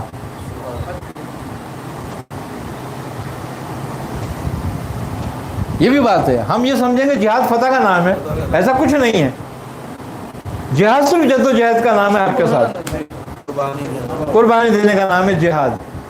اور اللہ تم سے کچھ بھی نہیں مانگ رہا. جب نے کثرت دی ہے تو کہہ رہا ہے فضل ربی کا ونر, اپنے رب کے لیے قربانی دے. اور تو نے اگر قربانی دے دی تو ان شانیہ کا اول ابتر,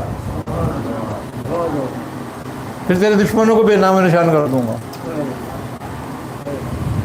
انسان صرف قربانی دینے کے لیے نتیجہ, ہم لوگوں کی سوچ یہ ہوتی ہے نتیجہ ملنا چاہیے. بالکل قطعی تمہارے ہاتھ میں نہیں, تمہارے ہاتھ میں بالکل نہیں ہے. ابراہیم نے حضرت اسماعیل کے گلے میں چھری پھیری تو اس لیے نہیں پھیری تھی کہ دمبا آئے گا.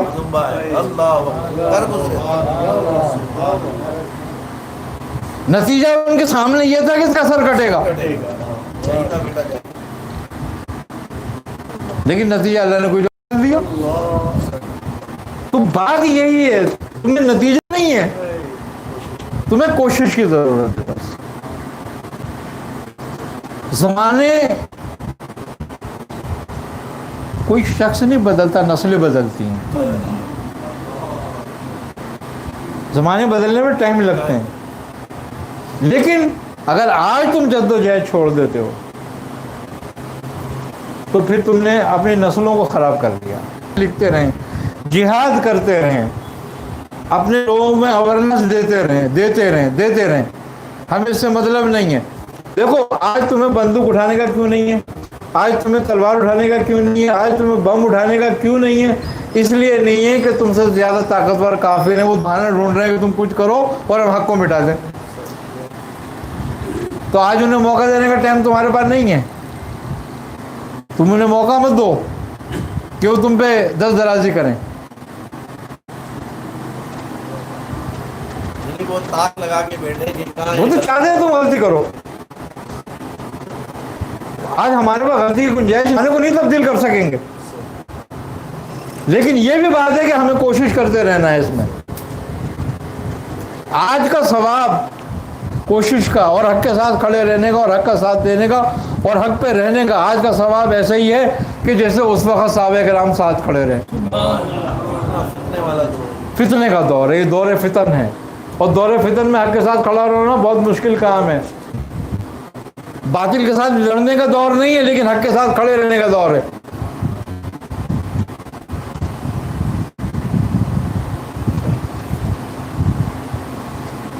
आज तुम बातिल से नहीं लड़ सकते, हक के साथ खड़े रहो।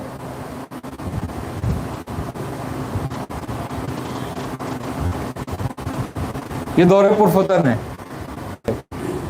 कि हम ही में वो फितना परवर भी हैं जिनकी तरबियतें उन्होंने करके भेज दिया आप में, क्योंकि शैतान ने उनको एक सबक ये भी दिया है ना कि इनमें इन्हीं जैसे भेजो, और इनको दीन से नहीं हटाओ, मगर दीनदार इनमें ऐसे भेज दो तो खुद ही दीन से हट जाए, पता भी ना चले। सबसे बड़ी बात कि हम में बदअकीदगी फैला दी जाए। अब देखा जाए अब्दुल्ला के सवाब की, हाँ, हम में बदअकीदगी फैला दी जाए, हम कुरान पढ़ पढ़ के लोगों को कत्ल करें। मजे की बात यह है कि सहाबा इकराम का तरीका था, शायर इस्लाम जितने भी थे, कि जो कलमा पढ़ता था उसकी जान बख्श दी जाती थी, उसके बच्चे बख्श दिए जाते थे, उसकी माल दौलत बख्श दी जाती थी, वो अमान में आ जाता था। खूबी की बात है ये। आज कमाल बात ये है कि कलमा पढ़वा के गोली मार देंगे, पहले कलमा पढ़ फिर मारेंगे। तो ये कौन लोग हैं? यानी कि दोनों तरफ नफरत फैलाने वाली बात है, दोनों तरफ वो काम हो रहा है कि जो कलमा पढ़ने वाले हैं वो भी उनसे नफरत करने लगे ताकि उनको मारें, और वो और बफर जाए, वो और मारे ताकि ये आपस में एक दूसरे को खत्म करें, और वो उनकी मदद भी कर रहे हैं खूब। तो आप भी इखलाक का दर्ज दो। हमारे अंदर हमें चाहिए एक बात का कि हम अपना कलम उठाएं इस्लाम के इखलाक के लिए। इखलाक ही पूछ रहे हैं ना ये हमसे, हम उस इखलाक में भी इखलाक ऐसा इखलाक पे कदम उठाएं कि हम उसमें अपना पूरा अकीदा भी बता दें और इखलाक भी बता दें क्या है हमारा। हमें इस चीज़ की ज़रूरत है आज। और सबसे बड़ी बात यह है, जो अमेरिका में या यूरोप में मुसलमान होता है वो मुसलमानों की हालत देख के मुसलमान नहीं होता, वो कुरान का इखलाक देख के मुसलमान होता है। तो आज तो हमें इसी बात की ज़रूरत है, आज हमारे ऐसी बात की ज़रूरत है कि हम यूरोप में उसी की ज़बान में अपना इखलाक फैलाएं।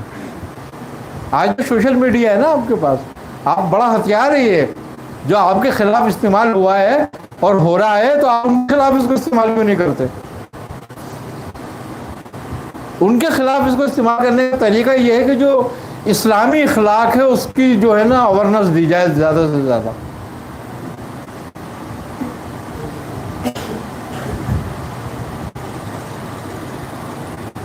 बड़े आसानी से हो जाएगा मामला।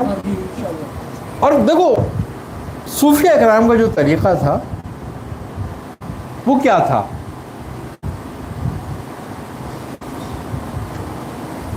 यही नमाज पढ़ते थे, यही रोज़े रखते थे, यही ज़कात अदा करते थे, यही हज करते थे, और तीसरी उनके पास छठी कौन सी ऐसी चीज़ थी जो ख़ास अलग थी? लेकिन वो मुकर्रिब कैसे हो जाते थे? हम भी वही करते हैं लेकिन हम मुकर्रिब क्यों नहीं होते? उसकी वजह सिर्फ यही है کہ وہ جو کچھ کرتے تھے اس کا ثمر ان پہ ظاہر ہوتا تھا. ہم جو کچھ کرتے ہیں اس کا ثمر ہم پہ ظاہر نہیں ہوتا. کیوں؟ کہ وہ جو کچھ کرتے تھے اخلاص سے کرتے تھے. ہم جو کچھ کرتے ہیں دکھانے کے لیے کرتے ہیں. ہم اپنے پہ سے بوجھ اتارتے ہیں. ہم اس کو صرف ایک وہ پریکٹیکل کی ایک وہ سمجھتے ہیں تھیوری, اور ایک پریکٹیکل کہ بس یہ سب تھیوری اور پریکٹیکل ہے.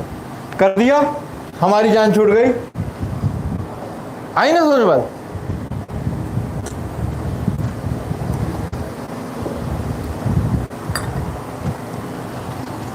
یاد رکھو, جو علم, جو اخلاق تمہیں مسجد کا دروازہ نہیں دکھا سکتا, وہ جنت لگا کے دکھائے گا.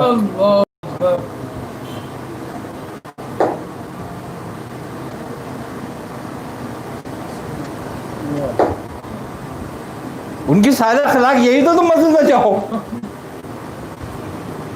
کیونکہ وہ جانتے ہیں وہاں آواز لگ رہی ہے حی الفلاح.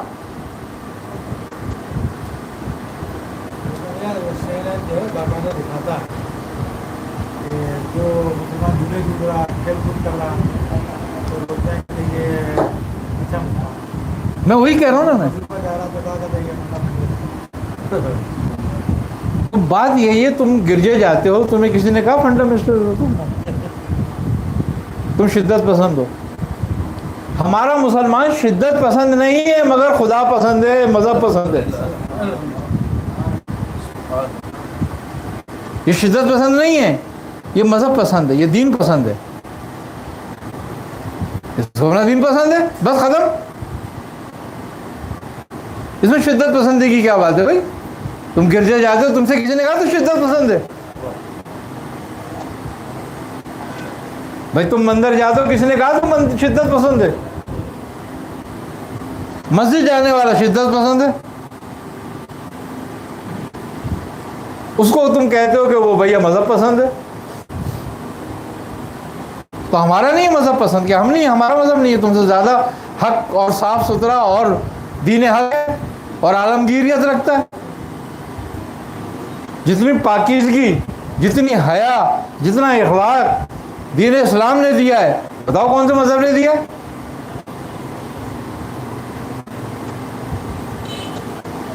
تو صوفیہ کا طریقہ یہ تھا کہ وہ اپنے اخلاق کو اعلیٰ کرتے تھے. ان کا اخلاص خالق اور خلق کے ساتھ کمال کا تھا. تو تمہاری تمام عبادتیں اخلاص کی محتاج ہے, ادا کرنے کی نہیں خالی.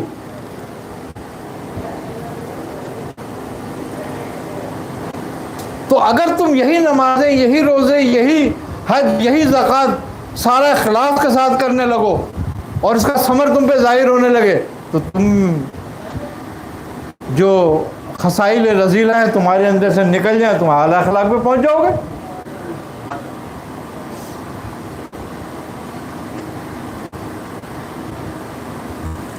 تو بات یہی ہے کہ جب ہم اپنی عبادتوں کے ثمر کو نہیں سمجھتے اور نہیں جانتے اور نہیں اس پہ توجہ کرتے کہ ہم میں یہ پیدا ہوئی یا نہیں ہوئی, تو اس کا مطلب کیا ہو گیا کہ تمہیں اس بات سے کوئی مطلب نہیں کہ اس کا ثمر کیا ہے.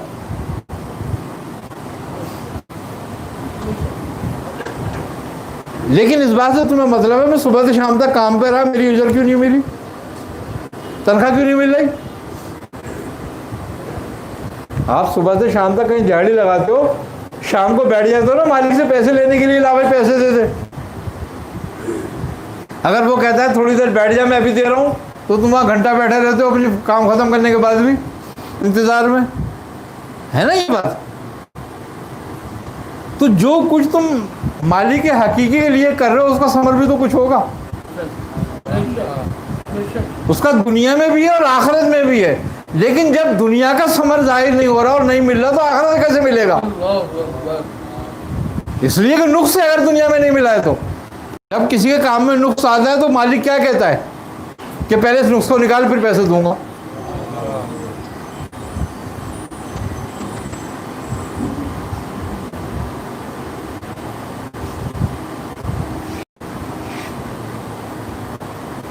बात? तो फिर हमें भी तो अपने जो हम सही कर रहे हैं उस सही का समर मिलना चाहिए ना। तो कहीं नुक्स से जो समर नहीं मिल रहा तो उस नुक्स को ढूंढो, निकालो। नमाज का समर है कि तुम्हें रोकेगी बुराई से, फाहिश से, बेहयाई के कामों से। रोजे का समर है कि तुम मुत्तकी हो जाओगे, तकवा हासिल होगा। ज़कात का समर है कि तुम्हें बरकतें हासिल होंगी, तुम पे रिज़्क़ शादा किया जाएगा। माल पाक होने का समर होता है ये कि उसमें कुशादगी आ जाएगी, उसमें बरकत होगी और वो अच्छे कामों में सर्फ होगा। ये कहीं मिल रहा है? नहीं मिल रहा। तो इसका मतलब ये कहीं नुक्स है ना, ढूंढो नुक्स को। इंटरव्यू देने जाते हो, कितने उसके लिए तैयारी करते हो? लेटर आता है एक हफ्ते पहले, फिर एक हफ्ते तो सबसे मशवरे करते हो 10 आदमियों से, फिर उसकी तैयारी करते हो एक नौकरी के लिए। और ये भी नहीं पता जो इंटरव्यू ले रहा है वो तुमसे ज़्यादा काबिल है भी या नहीं है, या किसी गधे को इंटरव्यू देने जा रहे हो।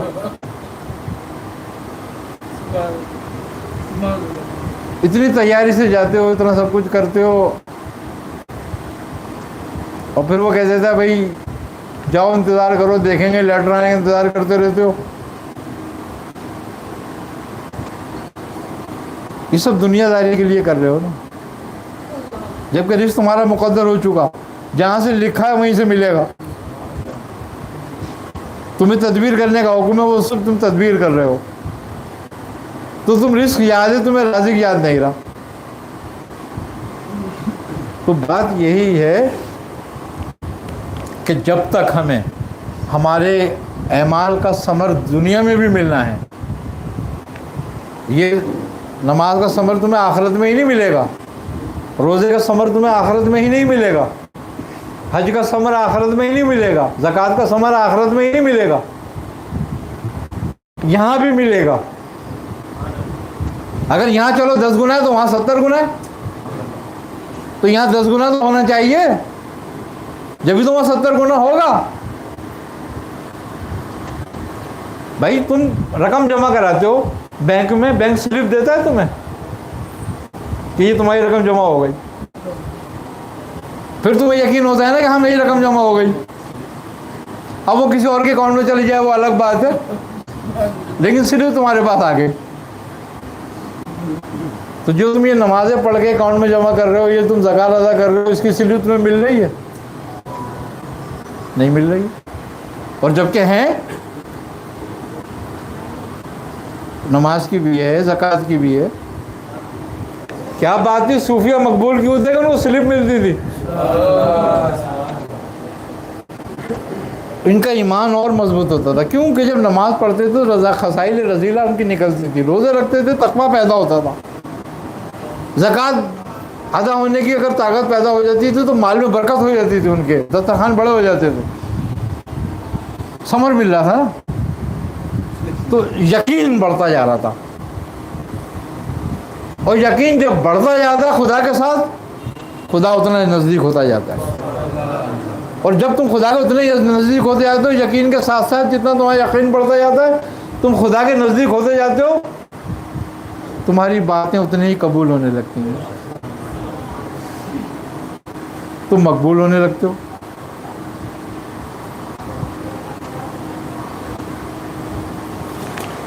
आई ना समझो बात? तो भाई बात यही है कि हमें किसी से भी अखलाक का दर्स लेने की ज़रूरत ही नहीं है, हमें किसी से चाहिए भी नहीं क्योंकि हमें अखलाक का दर्स दे। हमारे नबी ने जितना दर्ज दिया है हमें, हमारे इस्लाम ने जितना दर्ज दिया है वो बहुत है हमारे लिए, वो क्योंकि उनके सारे प्रैक्टिकल दर्ज थे, उन्हें सब कुछ करके दिखाया था। लेक्चर में भी अमल करके दिखाया, देख के अमल करके दिखाया। तुम एक भी दिखा दो लाकर कोई एक। आज ही जो तुम्हें अखलाक का दर्ज देने वाले थे, इनमें एक भी साहिब अखलाक नहीं मिलेगा तुम्हें। अखलाक की सबसे पहली बात है आमन तो बिल्लाह है।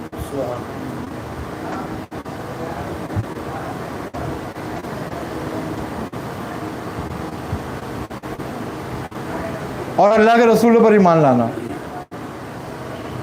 خالی اللہ کے رسول پر نہیں، ہم لاتے ہیں سب پہ. ہم حضرت عیسیٰ پہ بھی لاتے ہیں، حضرت موسیٰ پہ بھی لائیں، حضرت ابراہیم پہ بھی لائیں، سب پہ لائیں نا ہم تو ایمان. اور ہم سب کی ویسے ہی تعظیم کرتے ہیں اور ان کے ساتھ علیہ السلام کہتے ہیں، ہے نا یہ بات. یہ ہمارے درس ہمیں دیا گیا نا اخلاق کا، یہ ہمارے نبی نے دیا ہے ہمیں، ہمارے رب نے دیا ہے ہمیں. لیکن تم تو سرکار عالم سے بیر رکھتے ہو، تمہیں اخلاق کہاں ہے؟ تم تو بہت سارے نبیوں سے انکار کرتے ہو، تمہیں اخلاق کہاں ہے؟ پہلا اخلاق کا پہلا درجہ ایمان ہے.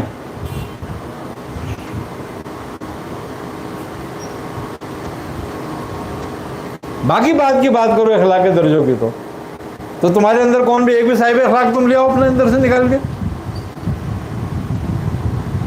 اور خوبی کی بات ہے تمہارے اندر سے جو صاحب اخلاق نکال کے لاؤ گے وہ تم سے بڑا بد اخلاق ہوگا، اس کے سر پہ لاکھوں ہزاروں آدمیوں کا خون ہوگا. تو بات یہیں پر آن کے ختم ہوتی ہے کہ وہ ہمیں اخلاق کا درس دے رہے ہیں صرف اس لیے کہ ہمارے یہاں اخلاق کا پرچار کرنے والے نہیں ہیں، ہمارے یہاں شدت کا پرچار کرنے والے ہیں. اب مودودی نے کیا کچھ لکھا شدت پہ، جہاد کی کیسی ڈیفینیشن کری ہے. آج جتنے بھی جہادی گروہ ہیں وہ کس کو فالو کرتے ہیں؟ اسی کا بھگتان بھگت رہے ہم، اسی کا بھگتان تم بھگت رہے ہو نا. اسلام اسی کا بھگت. تو بات ساری یہی ہے کہ جیسے اس نے اس کی ڈیفینیشن کو غلط کر کے سامنے پیش کر دیا لوگوں کے، ایسے تم اپنے اخلاق کی صحیح ڈیفینیشن، جہاد کی صحیح ڈیفینیشن کر کے لوگوں کے سامنے لاؤ کہ آج ہمیں کس کی ضرورت ہے. اب چونکہ ہمارے یہاں جو لکھنے والے ہیں، جو پڑھنے والے ہیں، مصیبت ہمارے یہاں لوگوں میں یہ ہے، سب سے بڑی بات ہماری قوم میں یہ ہے کہ وہ دیندار لوگوں کی بات نہیں سننا چاہتے.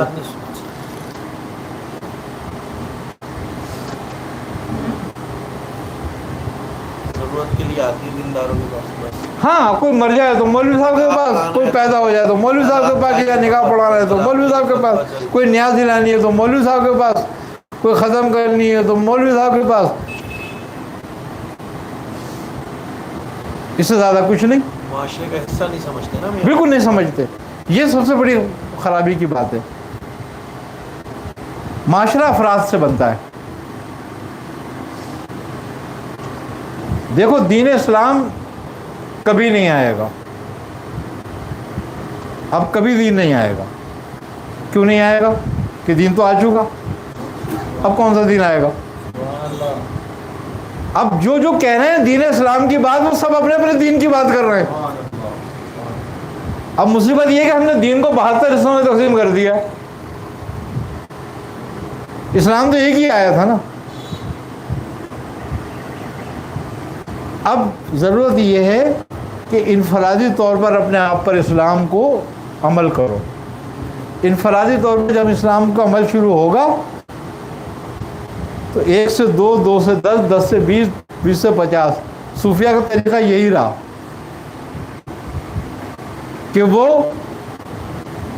مسلمان بناتے تھے، اسلام نہیں لاتے تھے.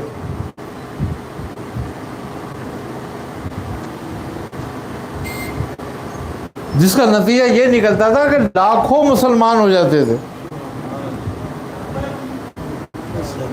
آج ہمارے ہاں سب سے بڑی جو کمی ہے اور خرابی ہے، آج جو ہمیں اخلاق کا درس دینے والے آ رہے ہیں، اخلاق کا درس دے رہے ہیں، وہ صرف اس لیے دے رہے ہیں کہ یہاں مسلمان رہ گئے ہیں، اسلام نہیں رہا.